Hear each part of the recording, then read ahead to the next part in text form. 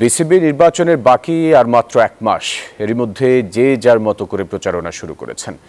যেখানে নতুনদের মধ্যে বেশ আগ্রহ দেখা যাচ্ছে। গুঞ্জন আছে ক্লাব ক্যাটাগরিতে পরিচালক পদে নির্বাচন করতে পারেন ইঞ্জিনিয়ার ইশরাক হোসেন। সেই তালিকায় যুক্ত হলেন শাইনপুকুর ক্রিকেট ক্লাব থেকে আসিফ সিরাজ রাব্বানী। পরিচালক হিসেবে নির্বাচিত হলে কাজ করবেন গত 17 বছরে অবহেলিত ক্রীড়াঙ্গন নিয়ে।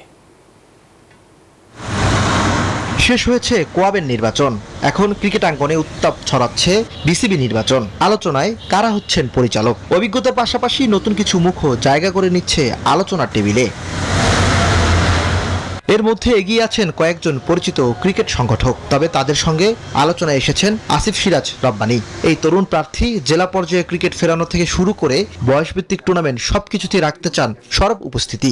অর্গানাইজিং এর সাথে আমি অনেক আগে থেকে জড়িত ছিলাম, যদিও কিছুটা আঞ্চলিক ভিত্তিতে, এবং আমার দেশের বাড়ি যেহেতু বগুড়া, তো বগুড়ার সন্তান হিসেবে আপনার ওখানকার ডিভিশনাল বলেন বা আমাদের এলাকায় যে আঞ্চলিক ক্রিকেট, স্কুল ক্রিকেট, এগুলোর সাথে আমার একটা সম্পৃক্ততা আগে থেকেই ছিল। ক্রিকেটারদের পাইপলাইনটা তো আসলে শুরু হয় অনেক গ্রাসরুট থেকে শুরু হতে হবে। আপনি স্কুল পর্যায় থেকে ডিভিশন পর্যায় থেকে ন্যাশনাল লেভেলে এই যে ক্লিয়ার একটা পাথওয়ে তৈরি করা, আমার মনে হয় সেখানেই আমাদের যে প্রবলেমগুলো রাইজ করে। Gold's Gym across 30+ countries. With over 700+ locations worldwide, train anywhere, belong everywhere. গত 17 বছরে মুশফিক, জুনিয়র তামিম আর তাহিদ হৃদয়ের শহরের ক্রিকেট কাঠামো একেবারেই ভেঙে পড়েছে।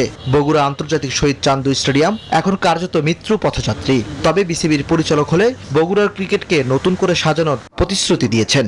উত্তরাঞ্চল যে কোনো নেতৃত্ব বা যে কোনো জায়গাতেই অবহেলিত। উত্তরাঞ্চলের ইনফ্রাস্ট্রাকচারটা সেইভাবে গড়ে ওঠেনি, তো সেখানে মুশফিকুর রহিম বা তাহিদ হৃদয় তারা তো অবশ্যই আমাদের গর্ব, সারা বাংলাদেশের গর্ব। সেইভাবে আমরা যদি পাইপলাইনটা নিয়ে আর একটু কাজ করতে পারি। শুধু অবকাঠামো নয়, ঢাকার ক্রিকেটারদের পারিশ্রমিক সংকটেরও সমাধান করতে চান পরিচালক হিসেবে নির্বাচিত হলে। ইমরান হোসেন, নিউজ 24, ঢাকা।